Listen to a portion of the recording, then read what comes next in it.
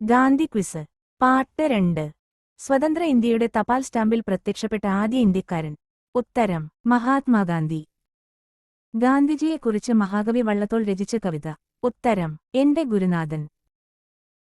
മീരബാൻ എന്ന പേരിൽ പ്രശസ്തയായ ഗാന്ധി ശിഷ്യ. ഉത്തരം മാഡ ലിൻ സ്ലൈഡ്. രക്തസാക്ഷി ദിനമായി നാം ആചരിക്കുന്നത് എന്ന്. ഉത്തരം ജനുവരി 30. ഗാന്ധിജി അന്ത്യവിശ്രമം കൊള്ളുന്നത് എവിടെയാണ്? ഉത്തരം രാജ്ഘട്ട്. ഗാന്ധിജിയുടെ ജന്മദിനമായ ഒക്ടോബർ 2 ഏതു ദിനമായാണ് ആചരിക്കുന്നത്? ഉത്തരം അന്തർദേശീയ അഹിംസാ ദിനം.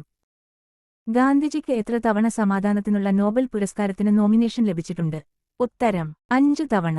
ഗാന്ധിജിയുടെ 100ാം ജന്മദിനത്തോടനുബന്ധിച്ച് 1969-ൽ വിദ്യാർത്ഥികൾക്കായി ആരംഭിച്ച സാമൂഹിക സംഘടന.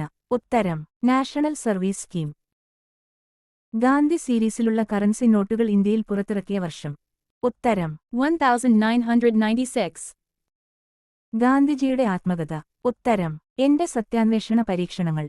ഗാന്ധിജിയുടെ ആത്മകഥ ഇംഗ്ലീഷിലേക്ക് പരിഭാഷപ്പെടുത്തിയത് ആര്? ഉത്തരം മഹാദേവ ദേശായി. ഗാന്ധിജിയുടെ ജീവചരിത്രം ആദ്യമായി എഴുതിയ മലയാളി. ഉത്തരം സ്വദേശാഭിമാനി കെ രാമകൃഷ്ണപിള്ള.